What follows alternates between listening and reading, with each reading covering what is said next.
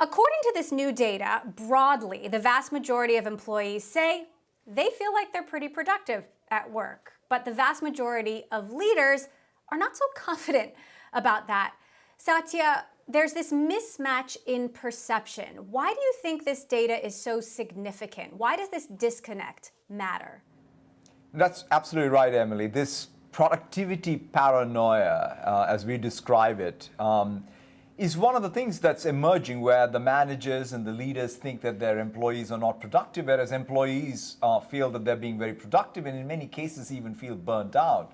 So I think one of the most important things for us in this new world of work and hybrid work is to bridge this paradox in some sense, because we have to figure out, because both sides need the same thing. Employees feel that they are thriving and they need to thrive. That means they need to really feel a sense of empowerment. They need to have that sense of energy to do meaningful work. And after all, as a leader and as a manager, what do you need? You need your employees to thrive. So I think we need both new soft skills and managerial skills to make that happen.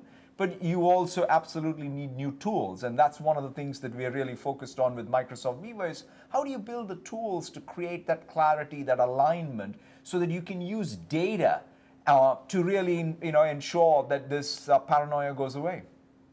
Now, Ryan, Microsoft, speaking of those tools, is offering several products. You've got Viva Goals to help align workers with the business, Viva Pulse to get a better sense of how employees are feeling. There's Engage, there's Amplify to encourage interaction and communication.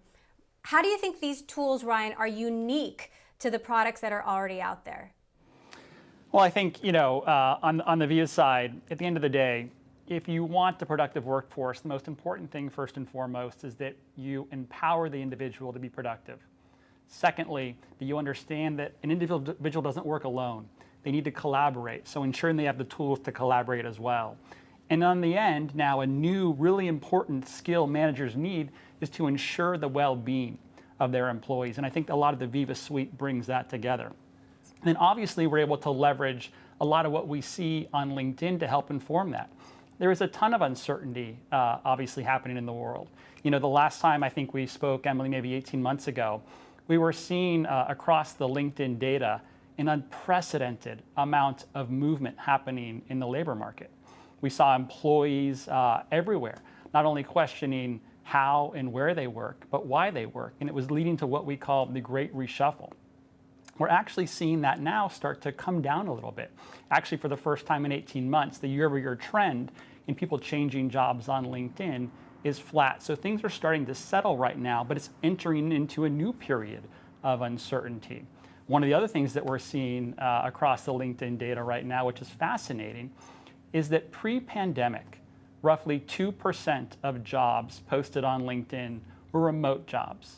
You go back to March of 2020, a few months ago, that number rose to 20% of all jobs on LinkedIn posted were remote. That number's now come back down to roughly 15%. But what it's showing is that there's just this constant movement and uncertainty in the market. And the more that we can empower managers and employees with the right tools to get their jobs done through this uncertainty, the more productive people are going to be. Satya, in the early days of the pandemic, you expressed your concern that we were burning social capital by spending so much time away from the office. Are you finding now, I'm curious about your personal experience, are you finding now that you were right, that this has come at a cost to social capital and that needs to be rebuilt? Yeah, no, there's no question that social capital needs to be rebuilt. But the one thing, Emily, I think we all also learned is how to build social capital in a variety of ways. One of the things even during the pandemic I personally learned is I met more people. For example, on a Teams call, I would click on the profile of every person in the meeting, learn so much more about them. And now when I see them in person, I feel like I know them much more deeply. So I think I picked up a new skill of how to build social capital, and that's going to remain with us. But to your other point, even in fact, one of the data points that in the Work Trends Index we talked about is people come to work for other people, not because of some policy. And so that, I think, should teach us as leaders something, which is you as a leader now should develop the soft skill to create essentially those events which allow you to bring people together with other people in order to be able to accomplish things that are important for your workplace. So to me, I think that social capital will always be important, and I think we have learned maybe some new skills, and some of the old skills that were there, I think are going to be relearned by all of us and exercised in different ways depending on the team. There's a big debate happening right now about remote work surveillance, or at least that's what the critics call it. Satya, what's your point of view on companies that think they need to track their employees through technology, and whether Microsoft's products or tools should enable that? Now, first of all, I think any product, including all of our products, have to be built ensuring that privacy regulation, privacy laws by country are all built right into the product. So let's start with that. But if you sort of say, what are all these tools for? Ultimately, for the business, these tools are about really helping their employees thrive. Because the only way a business is successful and productive is if employees feel that sense of empowerment, that sense of energy and connection for the company's mission, and are doing meaningful work. And so to me, it's not about surveillance, it's more about helping employees thrive. That needs to be the goal of even using these tools. Ryan, tech companies have been famous for their on-campus perks. And here you have in the data, employees need a better reason to come to the office than just because the company says so. Is the era of on-campus massages and laundry over? Does it take something fundamentally different today to make employees happy? One of the things I've been paying a lot of attention to, both in the data as well as with the employee base at LinkedIn, is just how Gen Z, kind of the next generation of workers, really thinks. And it's a much different way. This is a group of people who are much more attached, not to the salary or the perks, but the mission of the company, the vision of the company, the values of the company. Is this a company that's doing good for the world? Is this a company that inspires me to do my best job every day, to do my best work? So I don't necessarily know if some of those other perks are going away. They're a good reason to come to the office, to socialize, to get work done. But it has to be much more than just the food moving forward. It has to be about really aligning what your company does with the mission and vision of the individuals, especially the younger generation. Satya, inflation is at a record high. We heard Ryan mention the word uncertainty several times. One of your executives recently at a Goldman conference said it's the most uncertain economic environment we've seen in decades. How would you describe the level of uncertainty you are seeing right now and how that's impacting your outlook? Yeah, I mean, the constraints are real. Inflation is definitely all around us. And different parts of the world have different type of economic growth, but the constraints, I think, are being felt by everyone. So to me, I always go back, Emily, to the point that in an uncertain time, in an inflationary time, software is the deflationary force. So to me, staying super focused as a company, ensuring that our customers are able to do more with less, I think is going to be the key thing that we have to accomplish in the quarters ahead. So in terms of outlook, I am optimistic about Microsoft's value proposition helping our customers. I'm optimistic about our share, but we're not immune from anything that is a macroeconomic headwind. But we go into this with knowing that fully well that the digital skills we have, the digital products we have, and software fundamentally is probably going to be the most useful tool that'll help us tame inflation because it's a deflationary force. So Tim Cook told me Apple is going to be more deliberate about spending as the macroeconomic crisis continues. How would you describe Microsoft's strategy? And if you are going to be more conservative, how much longer do you plan to be more conservative? Yeah, I mean, 2 points. One is we've grown a lot in the sense in last year we grew 70 plus thousand people joined Microsoft.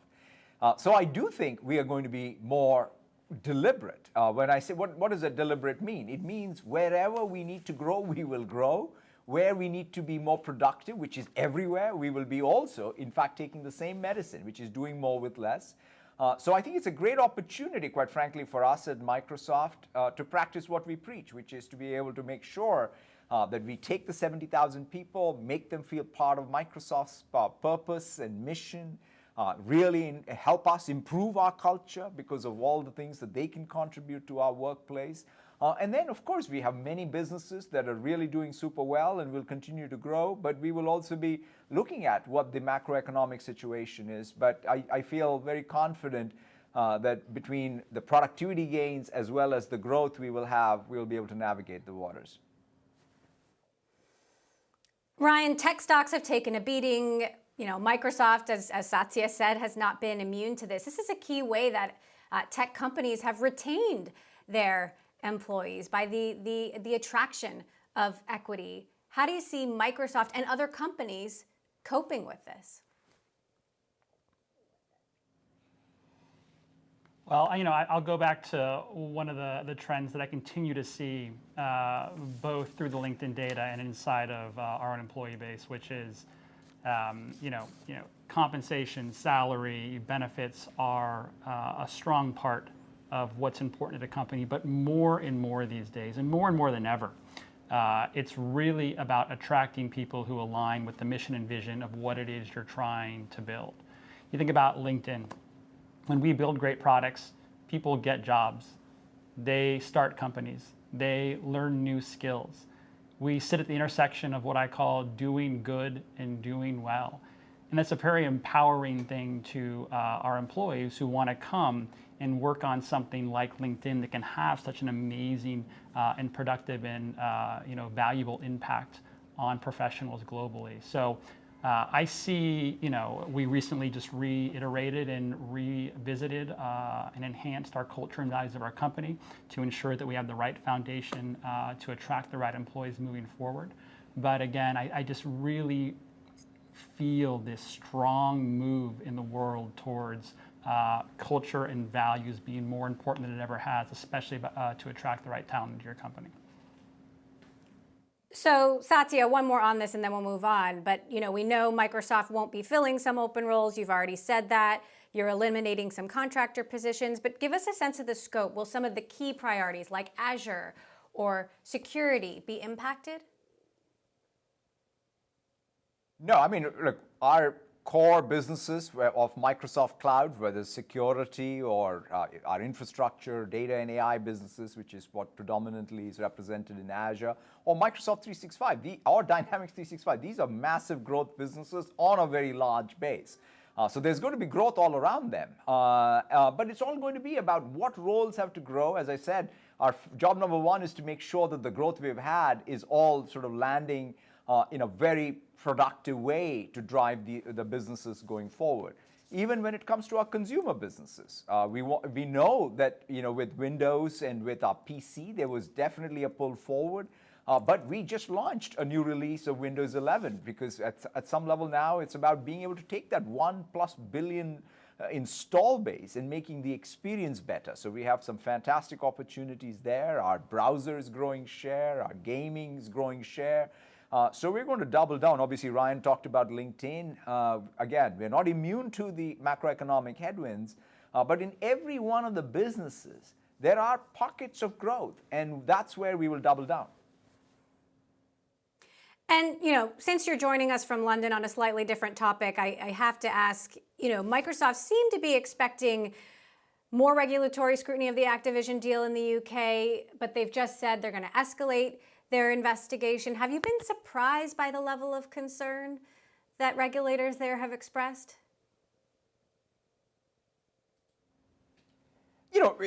I'm assuming you're sort of talking about this in reference to the Activision Blizzard acquisition. I mean, when I look at that, fundamentally, we think that our sort of for us in gaming, we have one goal, which is to bring more games to more gamers on all platforms and provide more choice for publishers everywhere and developers everywhere. And so everything that we are doing with our content, with our, our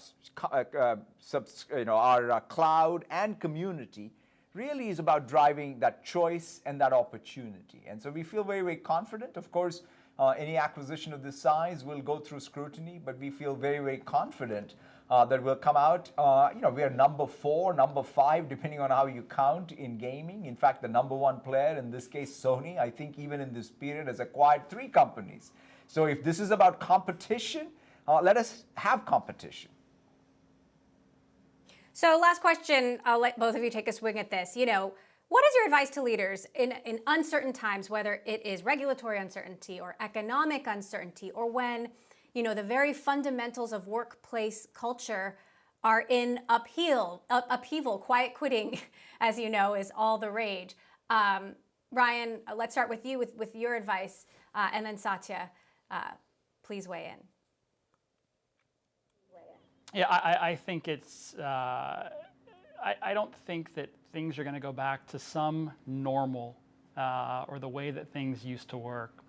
There's going to be continuous change, continuous uncertainty. And for me, it's really important to just really embrace an adaptive leadership mindset as opposed to being reactive. Adaptive leaders, they play up. No matter the situation, they don't play down to fear or the lowest common denominator. They play up to what possibly could be. Adaptive leaders look at these changes as opportunities, not as taxes or not as burdens on work, but actually finding the way to capitalize on these changes and turn them into opportunities. And I think adaptive leaders also are constantly pivoting and constantly changing, not in a way that thrashes an organization, but in the smart, small ways with the right communication, because nothing is going to be like it was, and we're going to be continuously iterating across the board. So I really think it's a time for adaptive leadership right now. Yeah, and I would say, to building on what Ryan just mentioned, leaders always, especially in uncertain times, have to create clarity, generate energy, and drive success, even in an over-constrained world. And I think that's what we'll have to, really rebuild that muscle, right? There's no point as a leader coming in and creating more confusion or deflating the place or saying, well, I'm going to wait for fair weather. You have to go in and sort of take the hand you've been dealt and create clarity, generate energy and drive success. And that's, I think, the measure of any great leader.